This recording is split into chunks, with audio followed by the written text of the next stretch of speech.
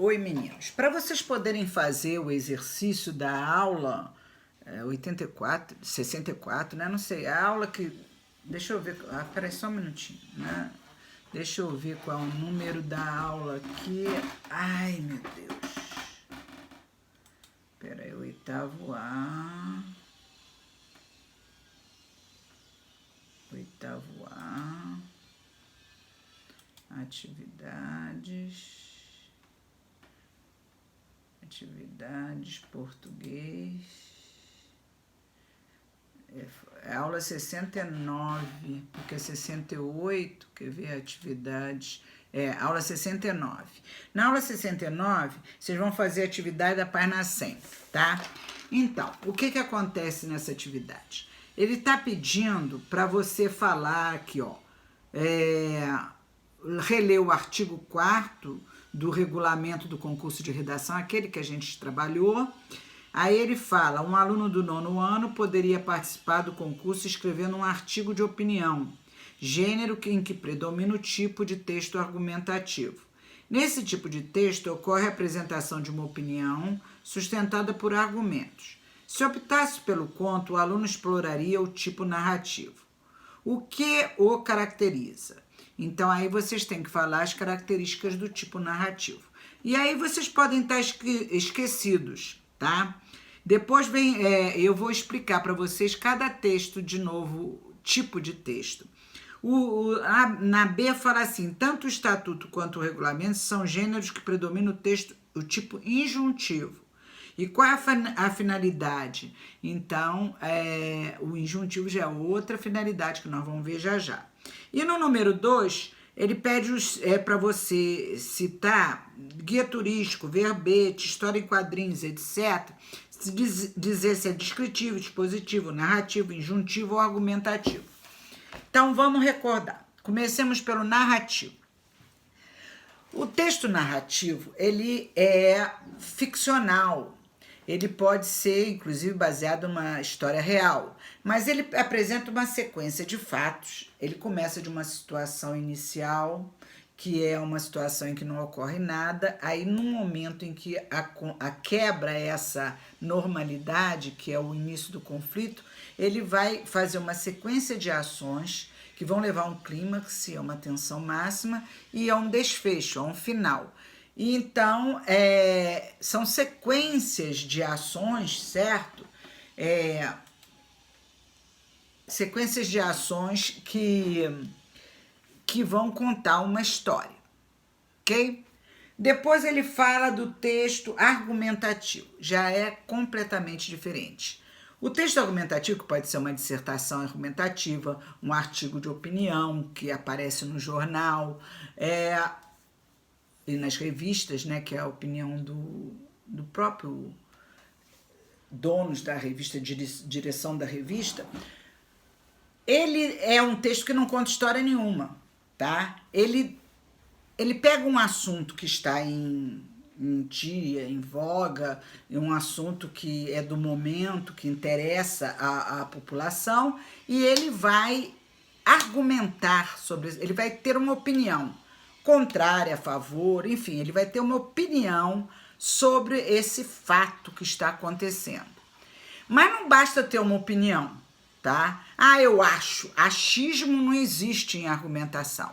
Texto argumentativo, ele precisa que você tenha a sua opinião baseada em fatos, em coisas concretas, estatísticas, exemplos midiáticos, opiniões de pessoas renomadas, se for um texto científico, de literatura, sei lá, mas opiniões sobre pessoas especializadas no assunto. Ele vai ter que ter uma base que justifique a opinião dele.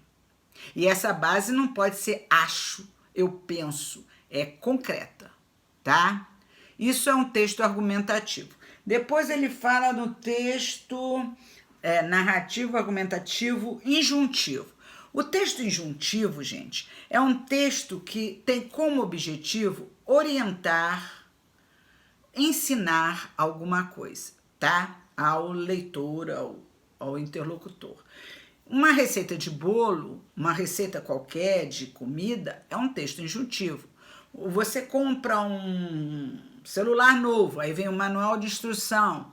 Esse manual de instrução está orientando, explicando, ensinando, é um texto injuntivo.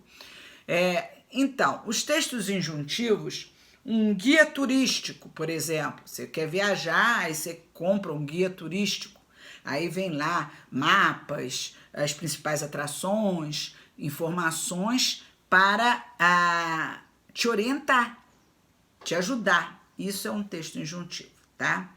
Depois aí ele ainda fala no texto descritivo. O texto descritivo, ele pode ser até uma descrição objetiva, mas na maioria das vezes você adjetiva, você vai descrever minha casa. Minha casa é grande, tem janelas bem arejadas e blá blá blá blá blá blá blá blá blá. Então você adjetiva, você e presta atenção, não é uma explicação, é uma descrição. Então você vai caracterizar. Prestem atenção, você vai caracterizar alguma coisa, ou uma pessoa, ou um ambiente, ou uma coisa qualquer que você queira descrever, um vaso chinês, por exemplo, você quer descrever o vaso, você descreve.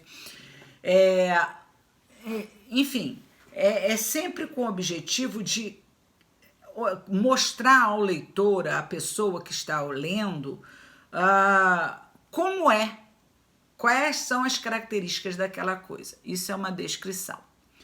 E depois vem o último, que é o texto expositivo.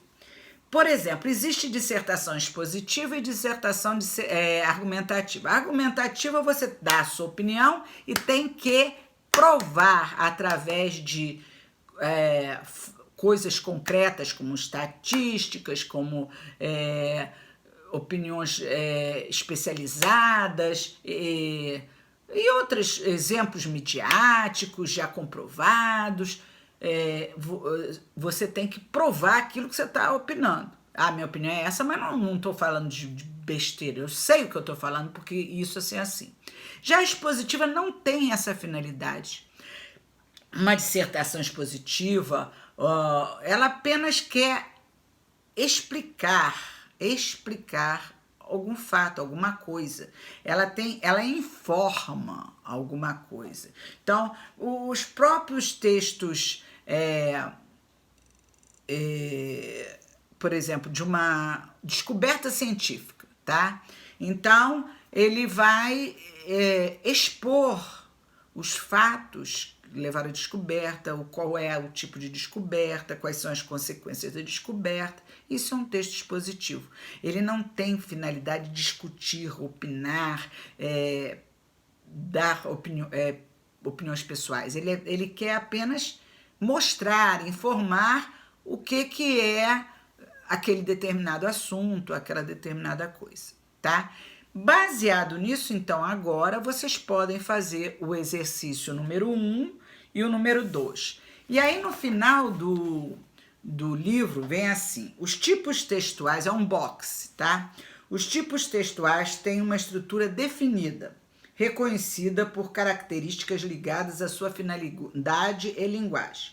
Além da narração, da argumentação e da junção, também são tipos textuais a descrição e a exposição. Em geral, em um texto, é possível identificar mais de um tipo textual, os quais se completam. Por exemplo, em um conto, gênero predominantemente narrativo. O que ele quis dizer aqui?